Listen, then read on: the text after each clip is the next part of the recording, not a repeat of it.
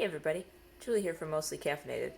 Um, I thought I'd stop in and do a little video this morning about the first day of school, since we just had our first day of school. I know a lot of people have already started because they're starting kind of early this year, but some folks haven't started yet, so maybe this can help you out. Anyway, some things I want to say about the first day of school.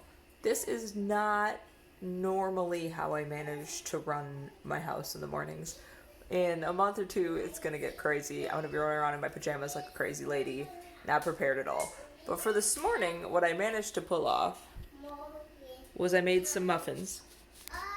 I don't usually bake breakfast. Usually we have cereal or toast. But I figured this morning, if the kids didn't have to try to make anything, it was just sitting there ready for them.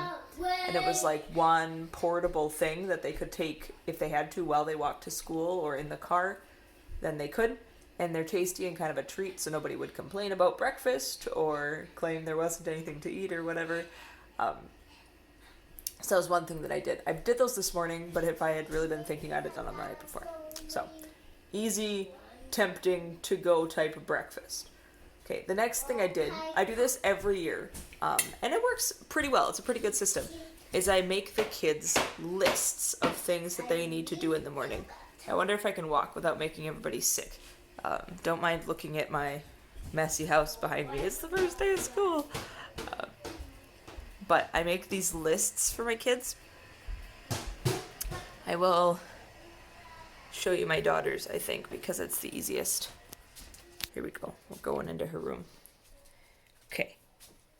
I make these lists of tasks that they are supposed to do at certain times of day. So she has a nighttime list. She can't read yet. She's 3. So her list is a lot of pictures of things that they need to do before bed. And then in the morning, let me see. What do I need to do to get you to be able to see that?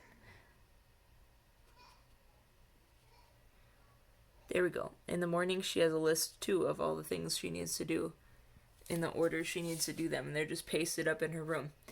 I have one for each of my boys too that have the things they need to do in the order they need to do them in the morning to get ready for school. I have 4 school-aged kids, all using 1.5 bathrooms. So if they do all the things in order, they should, each be one at a time, getting dressed in the bathroom, brushing their teeth, all those kinds of things.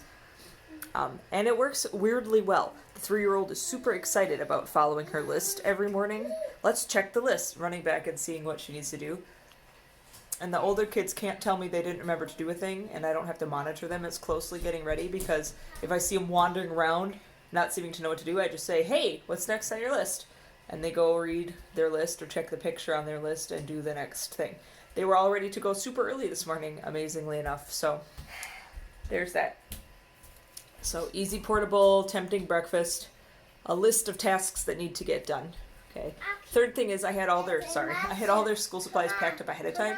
I did that over the weekend and put everything in their backpack and hung it on their hook. We have these to-go hooks right here. Everybody in the family has their own hook. It hangs their backpack. When it's cold, it hangs their coat. It hangs their baseball cap, whatever it is that they need to take to school the next day, hangs on their hook. So I had their backpacks all packed, ready to go with their supplies yesterday already.